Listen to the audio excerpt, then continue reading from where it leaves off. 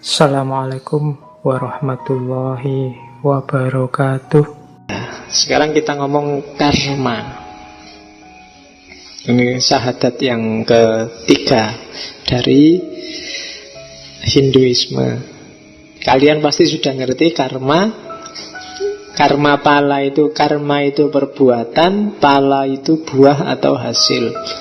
Nanti istilah pala ini diadopsi ke bahasa Indonesia jadi pahala. Pahala itu sebenarnya hasil. Kalau kamu rajin, pahalamu adalah IP-mu tinggi, itu pahala. Kalau kamu kerja serius, kamu akan kaya, itu pahala. Karma pala itu berarti buah dari perbuatan, baik yang telah dilakukan maupun yang akan dilakukan. Hati-hati ya. Akan dilakukan itu berarti masih di pikiran. Itu juga ada karmanya. Hati-hati. Jadi pikiran, perbuatan, perkataan itu semua ada karmanya. Jangan dianggap, Pak itu kan cuma pikiran, saya cuma membayangkan aja loh Pak. Itu ada karmanya juga, entah nanti ada balasannya apa. Betul. Makanya Al-Quran fama ya'mal miskola dzarratin khairoyarah dan syarroyarah itu kan di situ. Miskola dzarrat sangat kecil Pak, saya cuma bayangke dok Pak. Nggak tak apa-apain, cuma tak lihat terus tak bayangke. Wow, seandainya itu akan ada balasannya, entah seperti apa, akan ada balasannya. Kalau yang kita lakukan bagus, ya hasilnya akan bagus, buahnya akan bagus. Tapi kalau jelek, ya buahnya akan jelek. Kalau bayangan pikiranmu yang jelek, yang tidak seharusnya, nanti buahnya juga akan jelek dan tidak seharusnya. Kalau memang itu seberat zarrah, ya nanti karmanya juga seberat zarrah, sangat kecil. Kalau besar, ya karmanya juga sangat besar. Tapi ada orang itu Pak yang cuahat mulai lahir sampai mati nggak dibalas-balas, lah dia akan lahir kembali. Nggak ada yang nggak dibalas. Semua akan muter sampai karmamu habis, maka putaran lahir kembali akan terus. Kalau sudah habis ya sudah. Tapi kalau tidak habis-habis ya terus. Kamu lahir kembali jahat lagi, lahir kembali jahat lagi, ya muter. Jadi perhatikan sangat semua aktivitasmu, karena dia akan kembali pada dirimu sendiri. Makanya kalau orang Jawa nyebut ojo kuatir Gusti Allah ora sare. Maksudnya apa? Segala perbuatan, meskipun kamu nggak ingin balas, kalau itu jelek akan terbalas dengan sendirinya. Entah kapan, entah dalam kondisi apa, entah seperti apa. Itu karma pala. Kamu merasa, Pak saya itu perasaan sejak kecil baik loh Pak, saya nggak pernah jahat sama sekali, kok hidupku susah terus Pak. Kalau dalam konsep Hinduisme, itu mungkin balasan dari hidupmu sebelumnya. Utang yang harus kamu bayar sekarang.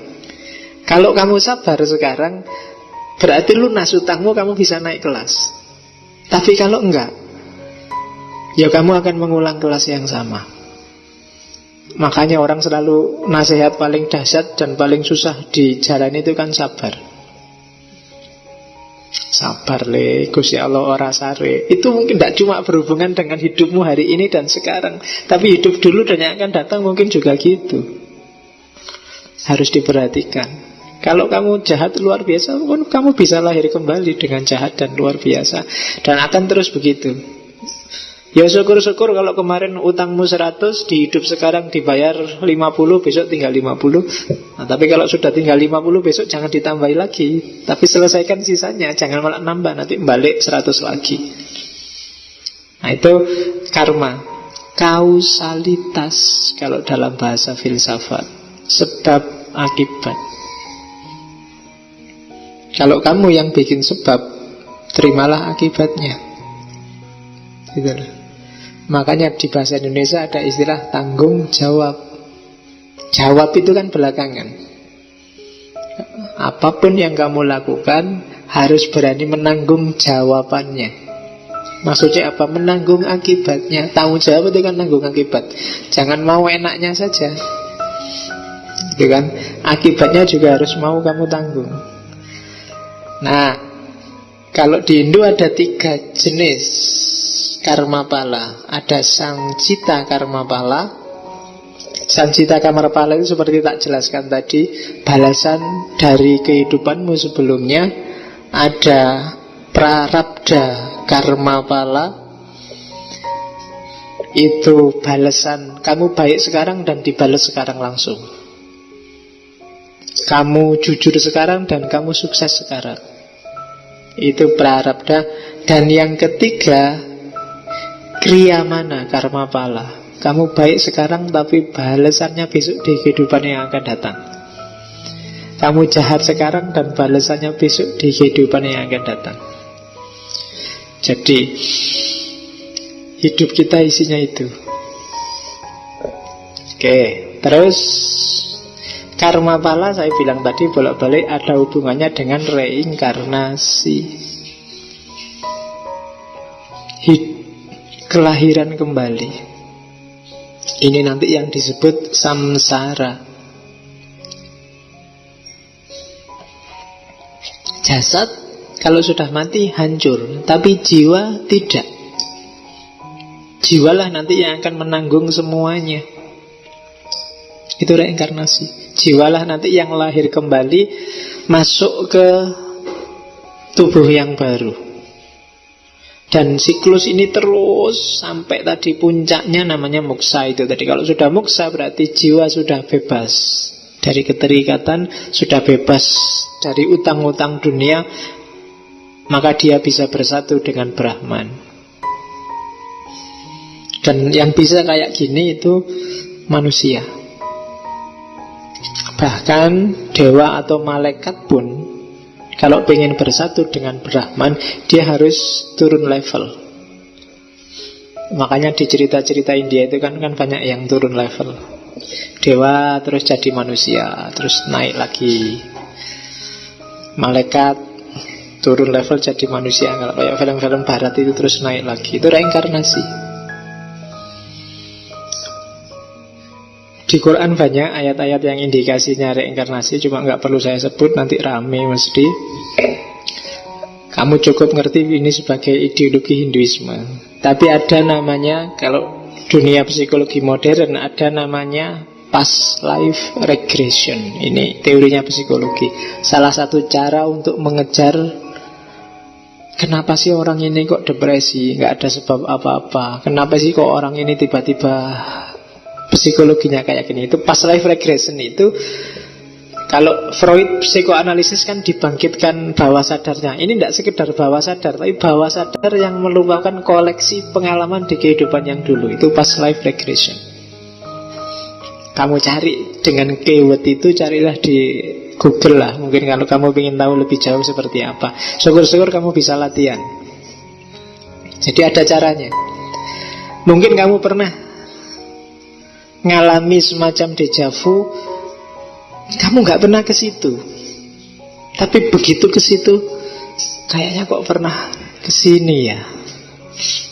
Itu bisa dikejar pakai past life regression. Jangan-jangan memang di kehidupanmu yang dulu kamu ada hubungannya dengan tempat itu, atau ketemu orang, nggak pernah sama sekali ketemu orang, begitu ketemu kayak sudah pernah ketemu lama ya sama orang ini ya, di mana ya nggak ketemu.